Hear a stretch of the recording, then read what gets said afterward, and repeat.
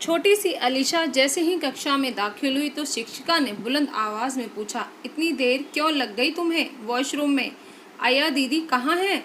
अलीशा कक्षा 1 की छात्रा है। शिक्षिका की बुलंद आवाज सुनकर अलीशा की जैसे सांस ही रुक गई। एक बार फिर तेज आवाज में शिक्षिका ने पूछा, चुप क्यों हो अलीशा? बोल क्यों नहीं रही हो? जल्दी बताओ। नन्ही सी जान अलीशा अब फूट फूट कर रोने लगी। तभी छुट्टी का समय हो गया। सभी बच्चे अपना बैग पैक करने लगे। अलीशा की माँ राशि भी उसको लेने के लिए स्कूल के गेट पर खड़ी थी। माँ के पास आकर भी अलीशा का रोना बंद नहीं हो रहा था। राशि ने पूछा, क्या हुआ बेटा, क्यों रो रही है? राशि की बात सुनकर शिक्षिका अब बहुत ही कोमल आवाज में बोली, अब तो चुप हो जाओ बेटा, मैं आपको टॉफी दूंगी।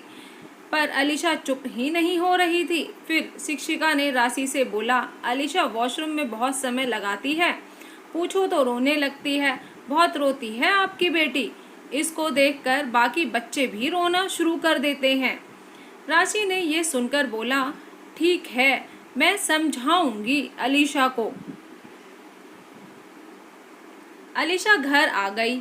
घर आकर सबसे पसंदीदा काम रंगों के साथ खेलना आज वो भी नहीं कर रही है। रंगों से खेलने के लिए राशि ने बोला तो मना कर दिया।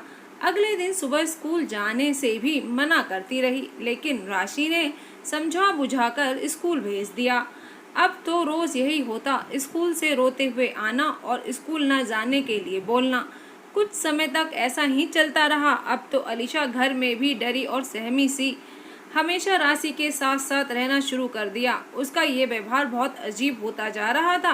अब राशि को बहुत चिंता होने लगी तो राशि ने अलीशा की डॉक्टर को उसके व्यवहार के बारे में बताया तो डॉक्टर भी सोच में पड़ गई, क्योंकि अलीशा तो बहुत ही चंचल बच्ची थी, फिर एकदम से डरी सहमी कैसे हो गई? ऐसा लग रहा था जैसे उसके अंदर का बच्चा मरता जा रहा था। बहुत सोचने के बाद डॉक्टर ने बोला, आप काउंसलर के पास लेके जाइए। राशि ने वहाँ के सबसे अच्छे काउंसलर से संपर्क किया और उनको सारी बात बताई। जब काउंसलर ने राशि से पूछा कि आपने कुछ नोटिस नहीं किया, क्या हुआ है? राशि ने बताया कि जब भी स्कूल लेने जाती हूँ अलीशा रोते हुए मिलती है। शिक्षिका से बात की तो बताया कि अलीशा वॉशरूम में बहुत देर रहती है, कुछ पूछो तो रोने लगती है, और हाँ, जब भी स्कूल जाने की बात होती है तो रोने लगती है। फिर काउंसलर ने बोला, आपने पूछा नहीं क्यों नहीं जाना चाहती? पूछा था डॉक्टर, लेकिन कुछ बताती ही नहीं है, बस रोने लगती है। बस इतना बोलती है कि मुझे स्कूल नहीं जाना, मुझे शिक्षिका अच्छी नहीं लगती। मुझे लगा स्कूल ना जाने का बहाना बना रही होगी, इसीलिए मैंने ज़्यादा ध्यान नहीं दिया। आपको फुसलाकर पूछना चाहिए था। पता नहीं इतनी छोटी बच्ची ने क्या क्या सहा होगा। अब अलीशा की काउंसलिंग शुरू हुई। जैसे जैसे काउंसलिंग शुरू हुई अलीशा की चंचलता वापस आने लगी। धीरे धीरे अलीशा ने अपना डर बताना शुरू किया तो पता चला कि कक्षा में शिक्षिका के तेज आवाज में चिल्लाने के कारण अलीशा डर जाती थी।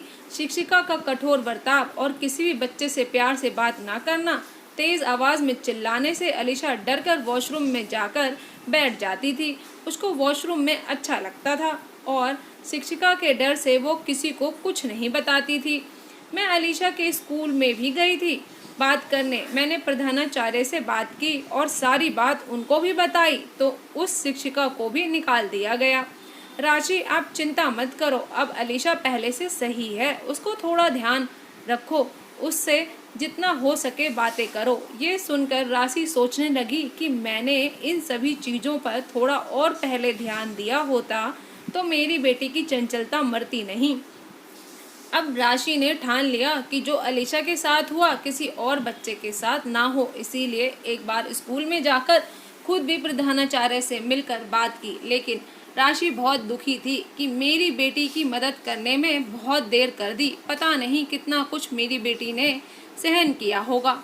काउंसलर ने बोला, आप अलीशा को अभी काउंसलिंग के लिए लाते रहना, अभी उसके आत्मविश्वास को और मजबूत बनाना है।